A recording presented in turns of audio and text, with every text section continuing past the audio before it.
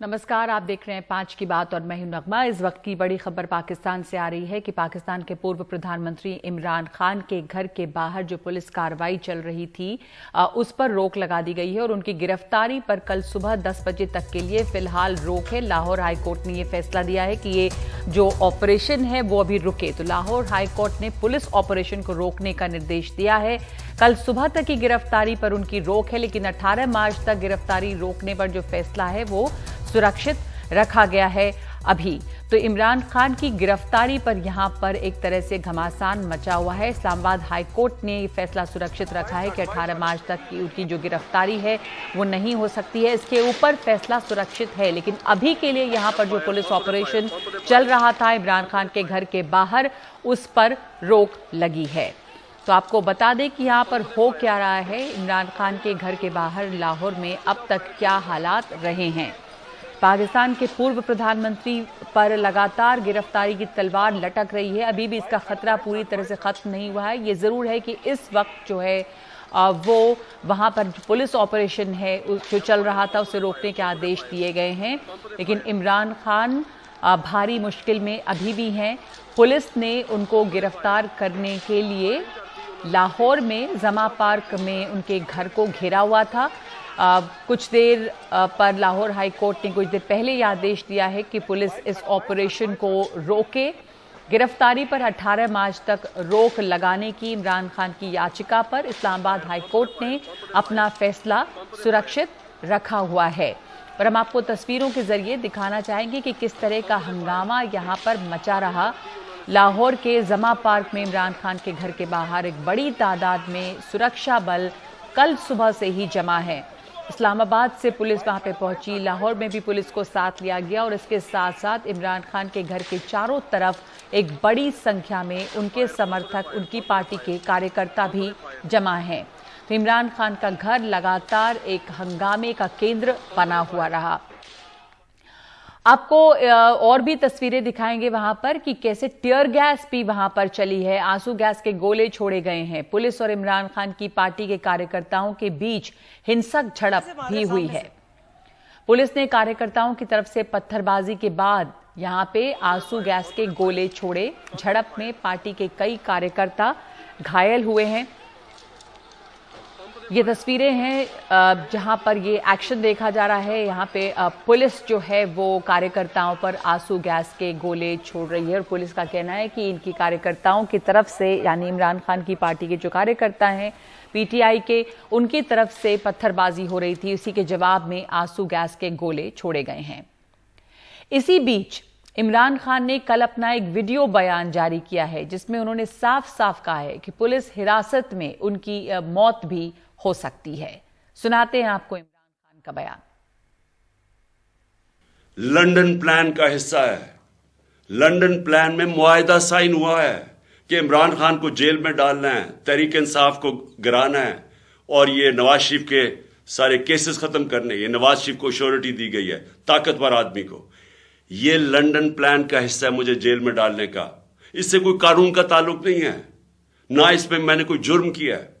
सिर्फ और सिर्फ इसके पीछे बदनीयती है। मैं इसलिए अपनी आज सारी कौम को बता रहा हूं कि फिर से वो तैयार है, फिर से उन्होंने आना है, फिर से हमारे लोगों के ऊपर टेयर गैसिंग और ये सब कुछ करेंगे।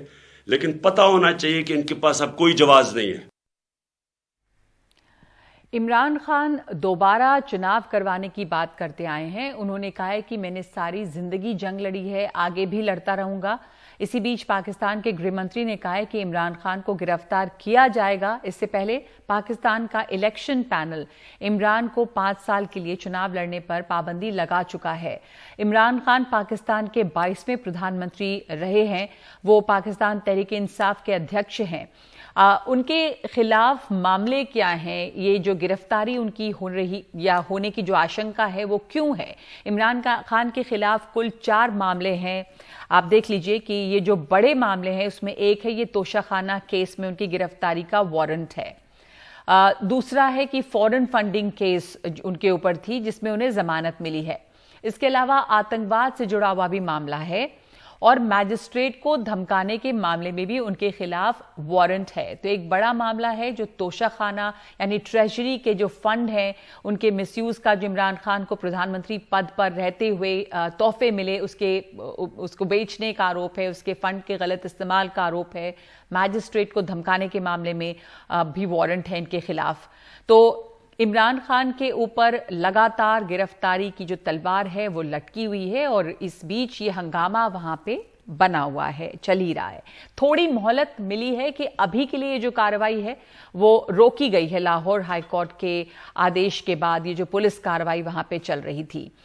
हमारे साथ इस मामले पर, इस पाकिस्तान में चल रहे इस सियासी हंगामे पर मौजूद है एक पैनल जिसमें ब्रह्मचलानी हैं जो रक्षा विशेषज्ञ हैं, इसमें कमर आगा हैं और हमारे साथ पाकिस्तान से इम्तियाज आलम साहब जुड़ेंगे, पाकिस्तान से पत्रकार। कमर आगा साहब, इस वक्त जो वहां पे हंगामा चल रहा है, अभी एक फौरी राहत हम कह सकते हैं कि मिली तो है, लेकिन ये गिरफ्तारी का जो डर है वो खत्म नहीं हुआ है, क्योंकि अभी इस्लामाबाद हाई कोर्ट ने फैसला सुरक्षित रख लिया है। तो इमरान खान एक लंदन प्लान की बात कर रहे हैं, आपने सुना होगा कि ये लंदन प्लान का हिस्सा है। क्या है? उनके सपोर्टर्स भी काफी तादाद में दिखाई दिए उनके घर के चारों तरफ। ऐसे कितना मुश्किल होगा उनकी गिरफ्तारी? गिरफ्तारी बहुत मुश्किल होगी। अगर गिरफ्तार कर भी लिया तो उसके बाद पाकिस्तान के हालात और बिगड़ जाएंगे, इसलिए कि ये जो हालात हैं ये लाहौर तक सीमित नहीं है। जितने बड़े शहर हैं सब तरफ डिमॉन्स्ट्रेशंस हो रहे हैं। अभी तक यूथ कर रहे थे, अब सोसाइटी के दूसरे लोगों ने भी इसको ज्वाइन कर लिया है। बिल्कुल ऐसे हालात हो रहे हैं जैसे कि एक अपराइजिंग सी हो रही हो। वहां पे लोग निकलते चले आ रहे हैं और उन्होंने तय कर लिया है कि ये जो सिस्टम है गवर्नेंस का, ये जो जिस तरीके से आर्मी मुल्ला रूल जो पहले से चल रहा है, ये अब खत्म होना चाहिए। इमरान खान ये बात बहुत अच्छी तरीके से समझ गए हैं, जनता की पल्स समझते हैं और वो इसीलिए बार बार चाहते हैं कि वो बातें कर रहे हैं जो जनता को पसंद है। और ये कि वो बार बार ये भी कह रहे हैं कि भाई इंडिया की सक्सेस का वजह ये थी कि यहाँ पे डेमोक्रेसी थी, रूल ऑफ लॉ था। आम जनता भी ये चाहती है कि वो थक चुकी है, कश्मीर वहां पे कोई एक फैक्टर नहीं रहा है। और वो लोग भी चाहते हैं कि बदले आर्मी बैरक्स में जाए, लेकिन क्या आर्मी बैरक्स में जाएगी? मामला इमरान से नहीं है, इमरान बल्कि ये पूरा सिस्टम कोलैप्स हो गया है। वहां पे पॉलिटिकल लीडरशिप कुछ बची नहीं है, ये और कोई रिलीजियस बड़ा लीडर भी नहीं है। तो क्या ये एक तरह से अटेंशन डाइवर्ट करने का, आप जो कह रहे हैं कि सिस्टम कोलैप्स हो गया है और पॉलिटिकल लीडरशिप कोई ऐसी बची नहीं है, तो ब्रह्मचलानी क्या ये जो घरेलू मुश्किल है, परेशानी है, जो डोमेस्टिक प्रॉब्लम्स है वहां पे सरकार के सामने, वहां से ध्यान हटाने के लिए ये इमरान खान की तरफ फोकस हो रहा है? और इमरान खान की अगर गिरफ्तारी होती है, आपको क्या लगता है ये हो सकती है? ये जो सपोर्ट दिखता है, क्या वो आम जनता है, उनके पार्टी के कार्यकर्ता हैं? कितनी मास अपील है अभी भी इमरान खान में? तो प्रेजेंट गवर्नमेंट है पाकिस्तान में शहबाज शरीफ की, वो सत्ता में आर्मी के सपोर्ट से है और ये सरकार काफ़ी अनपॉपुलर है क्योंकि जो इकोनॉमिक डिफ़िकल्टीज हैं पाकिस्तान के वो बढ़ रहे हैं और आने वाले महीनों में और बढ़ेंगे क्योंकि पाकिस्तान ने IMF की कंडीशंस एक्सेप्ट किए हैं। तो आने वाले महीनों में जब इकोनॉमिक कंडीशंस वर्सन होंगे उसके बजाय पॉलिटिकल टर्मोइल भी बढ़ेगा। इस सिचुएशन में जो ये ड्रामा हो रहा है इमरान खान के बारे में, इसके पीछे आर्मी है। इमरान खान सत्ता में आए कैसे? आर्मी की हेल्प के साथ 2018 में। सत्ता से हटे क्यों? क्योंकि आर्मी चाहती थी वो सत्ता से हटे। तो पिछले साल अप्रैल में नो कॉन्फिडेंस मोशन में वो हारे पार्लियामेंट में और सत्ता से निकले वो। और हमेशा यही पैटर्न रहा है पाकिस्तान में कि जब कोई सत्ता में आता है वो आर्मी के सपोर्ट से आता है और जब आर्मी उसके खिलाफ हो जाती है, जैसे नवाज शरीफ के खिलाफ हो गई थी, तो उसको सत्ता से बाहर निकाल के उसके खिलाफ करप्शन केसेस इंपोज हो जाते हैं। यही सिचुएशन अभी इमरान खान के साथ हो रही है कि एक करप्शन केस के ऊपर दूसरा करप्शन केस उनके खिलाफ थोपा गया है। मगर जो असली बात यह है कि जब इकोनॉमिक और पॉलिटिकल कंडीशंस पाकिस्तान में खराब हो रहे हैं, इस समय अगर आप इमरान खान को जेल में डालेंगे तो उससे इमरान खान की पॉपुलैरिटी घटेगी थोड़ी, बल्कि वो ज़्यादा ही पॉपुलर हो सकते हैं, तो बैकलैश हो सकता है। तो आर्मी के पास इस समय ना कोई अच्छा अट्रैक्टिव ऑप्शन नहीं है। वो चाहते हैं कि इमरान खान के विंग्स हम क्लिप करें किसी तरीके से, मगर जो कुछ करेंगे इमरान खान के खिलाफ वो काउंटर प्रोडक्टिव हो सकता है। जी, तो इमरान खान के खिलाफ अभी कुछ भी करना आप कह रहे हैं कि आर्मी के लिए मुश्किल भी होगा। ऐसे में ये जो अभी पूरा उनके खिलाफ एक तरह से चल रहा है अटैक और उनकी गिरफ्तारी की बात हो रही है, वो जो एक इसको बाहरी साजिश बताते हैं ब्रह्मा चलानी कि लंदन प्लान है ये, तो वो क्या इशारा कर रहे हैं? देखिए, कंस्पिरेसी थ्योरीज तो इमरान खान काफी समय से प्रोपाउंड कर रहे हैं। वो तो बिल्कुल एक्सपर्ट हैं कंस्पिरेसी थ्योरीज को प्रेजेंट करने में। मगर लंदन में कौन है? नवाज शरीफ है ना। वो नवाज शरीफ सत्ता से हटा था क्योंकि आर्मी ने निकाला उसको सत्ता से। अब उसका जो भाई है शहबाज शरीफ, उसके रिश्ते आर्मी के साथ हमेशा अच्छे रहे हैं, तभी वो सत्ता में है। मगर आर्मी नहीं चाहेगी नवाज शरीफ वापस आए सत्ता में। तो ये कंस्पिरेसी बता रहे हैं कि ये लंदन में कंस्पिरेसी है, इसके पीछे कोई ठोस एविडेंस नहीं है। असलियत यह है कि पाकिस्तान के जो आर्मी जनरल्स हैं वो पड़े हैं इमरान खान के पीछे, नवाज शरीफ नहीं। नवाज शरीफ तो लंदन में है। वो तो बिल्कुल ही उनकी जो हेल्थ कंडीशन काफी खराब है, उनके पास कोई इन्फ्लुएंस नहीं है। पर वो क्या शहबाज शरीफ के जरिए ये कर रहे हैं? ये सिर्फ पॉलिटिकल क्लास को फायदा होगा या इससे आर्मी का? सिर्फ आप वैसे पॉलिटिकल क्लास और आर्मी को क्या अलग अलग करके देखा जा सकता है अभी भी पाकिस्तान में ब्रह्मा चलानी? अगर आर्मी ये चाह रही है तो शहबाज शरीफ का इसमें क्या आप कहाँ देखते हैं इनका रोल? देखिए, शहबाज शरीफ और नवाज शरीफ दोनों अलग अलग पाथ पर रहे हैं। शहबाज शरीफ के रिश्ते आर्मी जनरल्स के साथ हमेशा अच्छे रहे हैं, तो वो काफी एक्सेप्टेबल रहे हैं आर्मी के लिए। और नवाज शरीफ जब से उन्होंने 2016 में आर्मी के खिलाफ बोलना शुरू किया और उसके बाद भी सत्ता हटने के बाद रिसेंटली भी उन्होंने कहा कि आर्मी तो the Pakistan army has gone from being a state within a state to becoming a state above the state. उन्होंने अभी रिसेंटली बोला था। तो उनकी जो भाषा है ना, उसमें कोई फर्क नहीं आया है। और शहबाज शरीफ के रिश्ते जनरल्स के साथ अभी भी काफी अच्छे हैं। पर प्रॉब्लम यह है कि शहबाज शरीफ की सरकार अनपॉपुलर है। वो बिना मिलिट्री के सपोर्ट से वो सत्ता में नहीं रह सकते। तो इस सिचुएशन में जब इकोनॉमिक कंडीशंस वर्सन हो रहे हैं पाकिस्तान में, तो सारा ये टेंशन ड्रामा हो रहा है इमरान खान के बारे में। पर जो असली बात यह है कि आने वाले महीनों में पाकिस्तान की जो इंटरनल कंडीशंस है ना, वो और खराब हो जाएंगी और इससे पाकिस्तान का जो प्रेजेंट पॉलिटिकल क्राइसिस है वो वर्सन होने की इसकी काफी लाइकलीहुड है। जी, पाकिस्तान की जो मौजूदा सियासी हालात है वो और ज्यादा बदतर हो सकते हैं। इस वक्त खालिद मोहम्मद हमारे साथ जुड़े हैं फोन लाइन पे, जो कि वरिष्ठ पत्रकार हैं, सीनियर जर्नलिस्ट हैं पाकिस्तान में। इस वक्त वहां पे लाहौर में इमरान खान के घर के आसपास जैसे कोर्ट का हुक्म आया कि जो कार्रवाई पुलिस की चल रही थी वो तो शायद फौरी तौर पे रोकी गई है अभी के लिए। ये कुछ राहत के तौर पे देखा जा रहा है। वहां से कुछ ताजा हालात हमें आप बता पाएंगे खालिद साहब?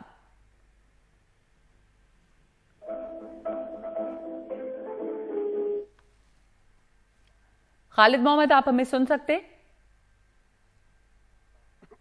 कोशिश करेंगे दोबारा बात करने की। पाकिस्तान से हमारे साथ वरिष्ठ पत्रकार जुड़े थे। कमर आगा साहब, ये पॉपुलैरिटी जो है इमरान खान की, जो इतनी भीड़ वहां पर देखी गई, ये आम लोगों में इमरान खान की पॉपुलैरिटी को क्या और बढ़ाता है? ये उनकी पार्टी के कार्यकर्ता हैं जो वहां पर जुटे हैं, या आपको लग रहा है कि इमरान खान इस वक्त एक बड़ी पॉपुलर लीडर के तौर पे उभर रहे हैं और ये जो कार्रवाई आर्मी की जो साजिश है करने की उनके खिलाफ, इमरान खान के खिलाफ, ये उनकी पॉपुलैरिटी को और बढ़ाता है? पर आर्मी को क्या हासिल है इस वक्त और क्यों वो इमरान खान के पीछे पड़े? इमरान खान के खिलाफ जो केसेस हैं, कई मामले, उन्होंने कहा कि 76 केसेस मेरे खिलाफ खोल दिए गए जब से मैं प्रधानमंत्री नहीं रहा, पर जो मोटे तौर पर जिनमें वारंट है, क्या उससे किसी तरह का कोई असर पब्लिक में उनकी पॉपुलैरिटी पे नहीं पड़ा है? नगमा, कल से हम लोग देख रहे हैं जिस तरीके से डिमॉन्स्ट्रेशंस हो रहे हैं, पूरे पाकिस्तान में, चाहे इस्लामाबाद हो, यहाँ हो, रावलपिंडी हो, या बलूचिस्तान से भी रिपोर्ट्स कल थी कि वहाँ पे भी बहुत डेमोन्स्ट्रेशन हुए हैं, आज की भी रिपोर्ट्स हैं बहुत ज़्यादा। तो लगता है कि वो काफ़ी पॉपुलर है। एक दूसरी बात ये भी है कि कोई दूसरा लीडर है नहीं पाकिस्तान के अंदर। मैं एक बार फिर कहना चाहूँगा कि वो इमरान खान भी एक फेल्ड प्राइम मिनिस्टर थे, कुछ नहीं कर पा रहे थे जब उन्होंने सत्ता छोड़ी, लेकिन छोड़ने के बाद वो बातें करने लगे जो आम जनता जिसको पसंद कर रही थी, कि आर्मी के खिलाफ उन्होंने आर्मी को अपने निशाने पे लिया, आर्मी के खिलाफ बात की उन्होंने बात की कि भाई ये बड़े बड़े जो पुराने लीडर्स थे ये बिलियंस ऑफ डॉलर यहाँ से लेके चले गए हैं, दूसरे मुल्कों में हैं, बैठे हुए हैं। फिर उसके बाद उन्होंने ये भी इशारा किया कि भाई हिंदुस्तान की तरफ उन्होंने बात करते हैं कि मोदी जी का नाम लेके कहते हैं कि मोदी जी की वजह से हिंदुस्तान की पॉलिसी बहुत अच्छी इंडिपेंडेंट फॉरेन पॉलिसी है, रशिया के ऊपर उनका स्टैंड इतना अच्छा है, अमेरिका के प्रेशर के बाद भी भारत ने नहीं है। और उन्होंने ये भी कहा कि डेमोक्रेसी का कहने का मतलब ये है कि जो इलेक्टेड गवर्नमेंट है उसके पास रियल पावर होनी चाहिए, न कि आर्मी के पास होनी चाहिए। आम जनता भी काफी समय से ये बात को महसूस कर रही है वहां के ऊपर, और उसको भी लग रहा है कि अगर ऐसा होगा तो पाकिस्तान में कुछ तरक्की हो सकती है, पाकिस्तान शायद बच जाए। और अगर आर्मी रहेगी इस तरीके से तो इसके हालात नहीं सुधर पाएंगे। बेसिकली तो यही है, लेकिन ये है कि क्या अगर इमरान खान अगर पावर में आ भी जाते हैं तो क्या इस वक्त के जो हालात हैं उसको सुधार पाएगा कोई? मुझे नहीं लगता हालात कि कोई तो शायद जी बिल्कुल, ये बड़ा सवाल है कि क्या इमरान खान ही इस हालात को सुधार पाएंगे, क्योंकि वो तो बहुत ही मुश्किल एक सिचुएशन पाकिस्तान में है इकोनॉमिक फ्रंट पे, और उसलिए देख रहे हैं वहां पर कि सियासी उथल पुथल भी कितनी ज्यादा हो रही है। हाँ, ये जरूर है कि इमरान खान वहां पर एक पॉपुलर लीडर के तौर पर उभरे हैं और वो एक जमहूरियत का चेहरा बनकर सामने आ रहे हैं कि वो जो हैं वो एक पॉपुलर लीडर हैं। शुक्रिया आपका ब्रह्मा, हमारे साथ जुड़े रहे हैं आप। हम इसके बाद चर्चा करेंगे रूस और अमेरिका के टकराव की। ब्लैक सी के ऊपर अमेरिकी ड्रोन को लेकर रूस और अमेरिका आमने सामने है। ब्रेक के बाद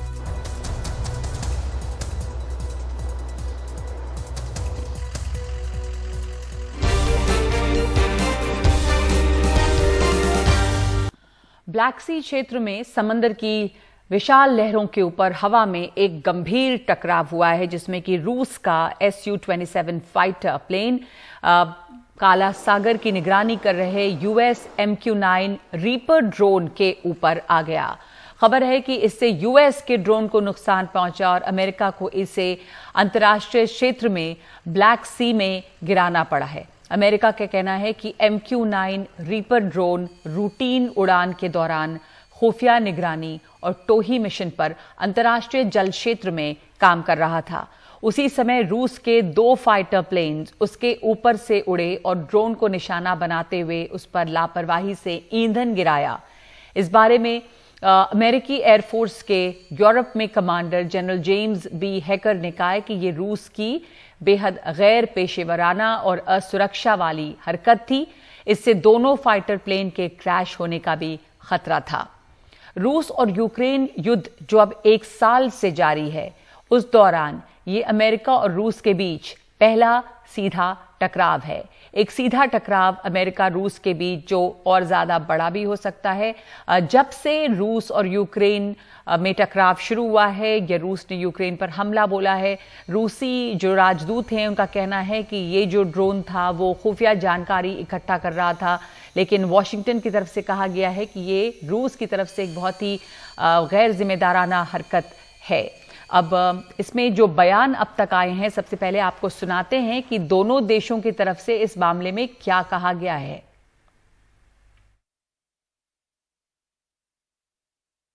रूस के Su-27 जेट से MQ-9 के प्रोपेलर को नुकसान हुआ और अमेरिकी सेना को उसे अंतर्राष्ट्रीय समुद्र में क्रैश करना पड़ा।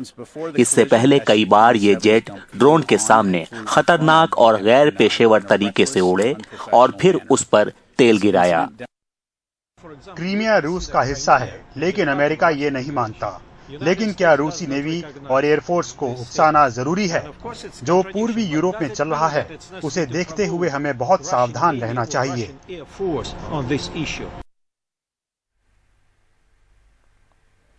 हमारे साथ इस वक्त मौजूद हैं ब्रह्मा चिलानी, रक्षा विशेषज्ञ, और साथ ही जुड़ेंगे पूर्व राजदूत सुधीर टी देवड़े भी। ब्रह्मा, ये जो टकराव देखा गया है जिसमें अलग अलग बयान आ रहे हैं, रशिया की तरफ से कहा जा रहा है कि ये अमेरिका की तरफ से एक तरह से इंटेलिजेंस गैदरिंग भी है, ये भी कहा गया है कि अपने एयर स्पेस में रहना चाहिए अमेरिका को, ये कहते हुए कि शायद वो अपने एयर स्पेस में नहीं था, लेकिन अमेरिका की तरफ से ये है कि बहुत ही इर्रिस्पॉन्सिबल काम है ये रशिया की तरफ से।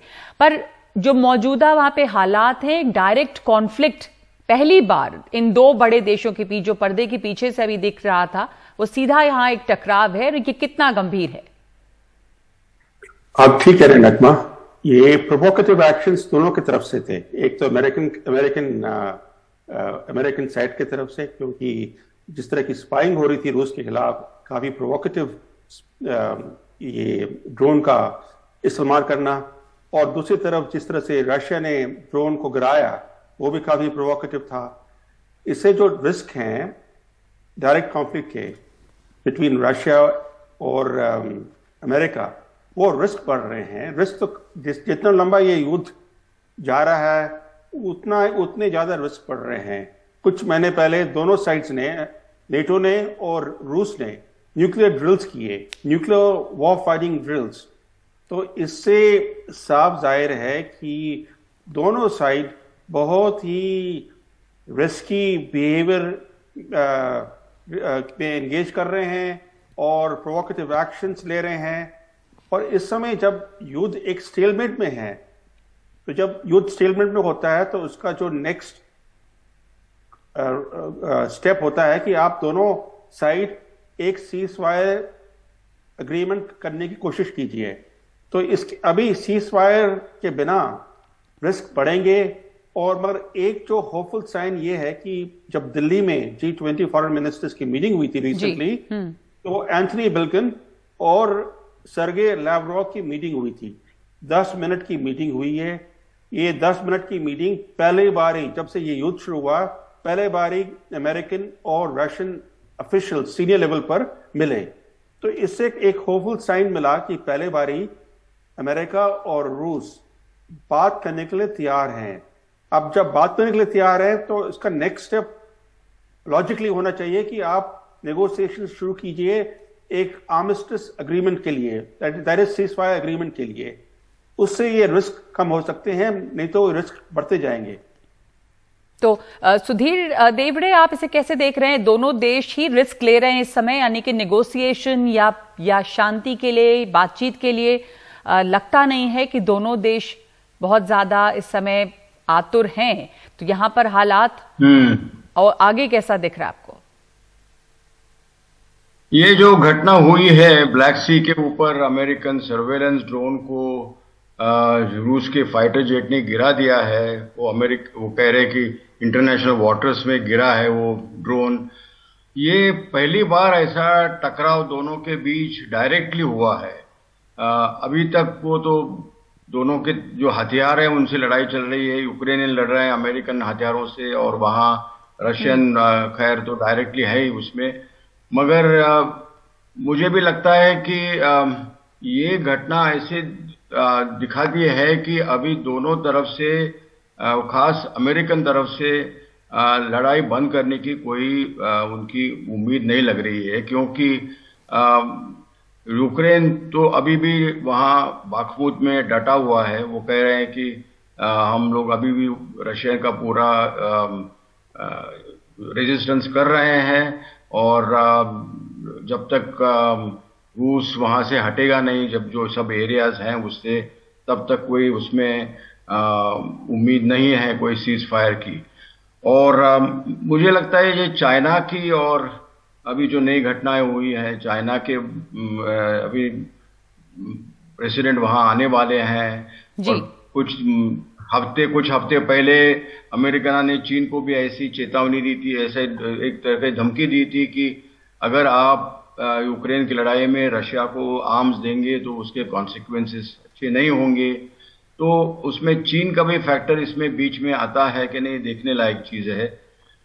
मगर अभी भी नेटो की तरफ से और अमेरिकन की तरफ से यूक्रेन को जिस किस्म का उत्तेजन मिल रहा है, उससे लगता है कि लड़ाई जल्दी ही खत्म होने की संभावना बहुत कम लग रही है। और ये जो घटना अमेरिका जी ब्रह्मचलानी, इस पर ओनस किस पे है, किसकी जिम्मेदारी है? जैसे कि अभी कहा सुधीर टी देवड़े ने कि लगता नहीं कि अमेरिका अभी बहुत ज्यादा चाह रहा है कि युद्ध खत्म हो। मतलब यहाँ पे आप क्या कहेंगे, किसकी प्रोवोकेशन है? दोनों देशों की तरफ से प्रोवोकेशन है, पर जैसे रूस ने कहा कि अंतर्राष्ट्रीय इंटरनेशनल वाटर्स जो है वहां पर समस्या रही है, क्राइमिया जो है वो रशियन फेडरेशन का पार्ट है, अमेरिका इससे नहीं स्टेटस को से अग्री करता है, तो ये तमाम चीजें वहां पर हैं। पर इस समय आगे की क्या स्थिति, क्या देखते हैं आप, और बड़ा खतरा ये इस टकराव के बाद, इस युद्ध के कॉन्टेक्स्ट में? अगर चीन या रूस अमेरिका के खिलाफ, जैसे अमेरिका का अलास्का हो या कोई दूसरा अमेरिका का हिस्सा हो, उसके खिलाफ एक ड्रोन स्पाइंग मिशन चलाएं, तो क्या वॉशिंगटन उसको प्रोवोकेटिव नहीं मानेगा? उसी तरीके से जिस तरह से अमेरिका के ड्रोन मिशन, जो स्पाइंग मिशन था क्राइमिया के खिलाफ, क्राइमिया एक हिस्सा हो गया है रूस का। अब अगर आप इतने थाउजेंड्स ऑफ माइल्स दूर आपके अपने देश से आप एक स्पाइंग मिशन ऑपरेट करते हैं दूसरे कंट्री के खिलाफ, तो दूसरा देश जरूर उसको प्रोवोकेटिव मानेगा। तो एक बात और भी है इसमें जुड़ी हुई, क्योंकि जो लड़ाई चल रही है यूक्रेन में, वो यूक्रेन और रूस के बीच में थोड़ी है ये लड़ाई। असली लड़ाई तो रूस और अमेरिका के बीच में। यूक्रेन तो एक सरोगेट है, तो यूक्रेन के पीछे अमेरिका है और नेटो है। टकराव के बाद ये जो सरोगेट था यूक्रेन, अब ये अमेरिका में और रूस जो हैं, जो ऐसे पीछे से लड़ रहे थे, वो लग रहा है बिल्कुल सामने आ गए हैं, अब आमने सामने। आप बिल्कुल ठीक कह रहे हैं नगमा, क्योंकि ये जो इनेविटेबल है कि जब आप एक प्रॉक्सी कॉन्फ्लिक्ट में आप इन्वॉल्व हो, तो कुछ समय बाद ये प्रॉक्सी का जो फसाद है वो हट जाएगा और डायरेक्ट कॉन्फ्लिक्ट हो सकता है। तो इसका जो डर है वो बढ़ रहा है, डेंजर बढ़ रहा है, क्योंकि रूस मानता है कि अमेरिका डायरेक्टली इन्वॉल्व है ऑलरेडी, क्योंकि यूक्रेन में CIA ऑफिसर्स हैं, अमेरिकन मिलिट्री ऑफिसर्स भी इन्वॉल्व हैं, वो यूक्रेनियन फोर्सेस को ट्रेन कर रहे हैं, और इंटेलिजेंस के लोग जो अमेरिका से आए हुए हैं यूक्रेन में जो स्टेशन है, वो यूक्रेन को बैटलफील्ड इंटेलिजेंस दे रहे हैं। तो रूस के पर्सपेक्टिव से अमेरिका ऑलरेडी डायरेक्टली इन्वॉल्व है। मगर डेंजर ये है कि जैसे जिस तरह से अमेरिका आस्ते आस्ते डीपर इन्वॉल्व हो रहा है यूक्रेन के वॉर में, उससे डायरेक्ट कॉन्फ्लिक्ट के रिस्क बढ़ रहे हैं और उससे पूरे दुनिया को खतरा हुआ, क्योंकि ऑलरेडी दुनिया को एक एनर्जी क्राइसिस और फूड क्राइसिस फेस करना पड़ता है ऑलरेडी, और उसके अलावा अब न्यूक्लियर डेंजर भी हो सकता है दुनिया के लिए। जमीन के बदले नौकरी मामले में लालू प्रसाद यादव, राबड़ी देवी और मीसा भारती को नियमित जमानत मिल गई है। इस मामले में इन तीनों की आज दिल्ली के राउज एवेन्यू कोर्ट में पेशी हुई। उन्होंने कोर्ट में जमानत की अर्जी पेश की। सीबीआई ने जमानत का विरोध नहीं किया। इसके बाद कोर्ट ने तीनों को नियमित जमानत दे दी है और 50,000 के मुचलके पे जमानत मिली है। इस मामले की अगली सुनवाई अब 29 मार्च को होगी और इसे लालू परिवार के लिए एक बड़ी राहत के तौर पे देखा जा रहा है।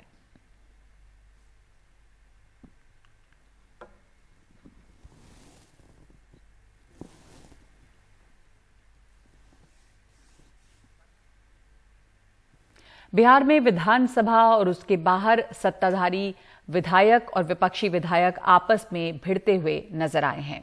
लालू यादव को जमानत मिलने की जैसे खबर आई, राजद के कुछ विधायक बिहार विधानसभा परिसर में ही खुशी में मिठाई बांटने लगे। तब धरना पे बैठे कुछ बीजेपी विधायकों से उनकी धक्का मुक्की हुई और एक बीजेपी विधायक अरुण सिन्हा का कुर्ता फट गया। आपको बता दें कि कल माइक तोड़ने के आरोप में लखेंद्र पासवान को 2 दिन के लिए सस्पेंड किए जाने के विरोध में बीजेपी के विधायक विधानसभा के बाहर धरने पर हैं। इसी दौरान आरजेडी विधायक लालू यादव को जमानत मिलने के बाद मिठाई बांटते हुए बाहर निकले। बीजेपी विधायकों का कहना है कि आरजेडी विधायकों ने धरने पर बैठे बीजेपी विधायकों पर लड्डू फेंका। इस घटना के पहले वहां बीजेपी विधायक अपने साथी लखेंद्र पासवान के खिलाफ की गई कार्रवाई का विरोध कर रहे थे। बीजेपी विधायक विधानसभा अध्यक्ष अवध बिहारी चौधरी को पद से हटाने की मांग कर रहे हैं। अपने धरने के बाद बीजेपी विधायकों ने राजभवन तक विरोध मार्च किया है। जब ये लड्डू मजाक करने के लिए लड्डू बांटने आए तो उसके बाद यहाँ के लोगों ने कहा कि आप वापस जाइए, ऐसा मत करिए। उसके बाद हमने भी कहा कि आप जाइए। इसी में भीड़ भाड़ में पीछे से हमको पूरा उम्मीद है कि धक्का देते हुए वही सदस्य हमारे कुर्ता को कहे कि आप ऐसे जाइए और कुर्ता का कोड़ा पकड़ कर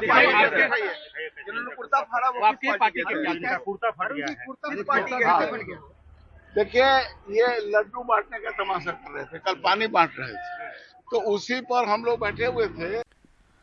फिल्ममेकर एस राजामौली की फिल्म RRR के नाटू नाटू गाने ने बेस्ट ओरिजिनल सॉन्ग कैटेगरी में ऑस्कर अवार्ड जीतकर इतिहास रचा है। अवार्ड जीतने के बाद जूनियर NTR सुबह हैदराबाद के राजीव गांधी अंतर्राष्ट्रीय हवाई अड्डे पहुंचे और इस दौरान उनके चाहने वालों ने उनका जबरदस्त स्वागत किया। उन्होंने ऑस्कर अवार्ड जीतने पर अपनी खुशी जाहिर करते हुए कहा कि MM कीरावनी और चंद्र बोस को ऑस्कर पुरस्कार स्वीकार करते हुए देखना सबसे अच्छा पल था। मुझे RRR पर बहुत गर्व हो रहा है। बता दें कि नाटू नाटू गाना गोल्डन ग्लोब अवार्ड पहले ही अपने नाम कर चुका है। I would just like to thank each and every audience. I would like to thank each and every Indian for encouraging RRR. This award which RRR has won is purely possible with the love of the audience and the film industry. Thank you so much. After finishing Oscar, when Keeravani sir and Chandra sir came out, Keeravani sir hugged me, and then I'm so blessed, like anything I can't express now. मैं कैसे feel होता मेरे को? I am feeling blessed. मेरा भाई लोग आ रहे हैं इधर.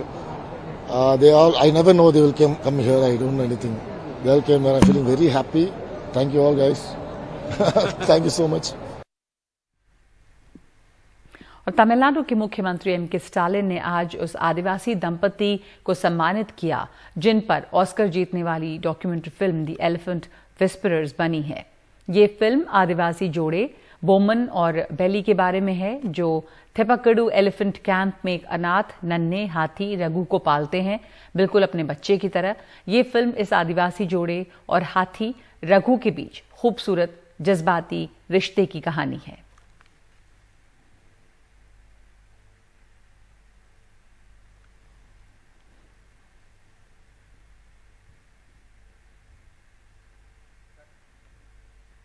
द एलिफेंट विस्परर्स, जिसे कि डॉक्यूमेंट्री कैटेगरी में सम्मानित किया गया है ऑस्कर अवार्ड से। तो 5 की बात में आज के लिए इतना ही। नमस्कार।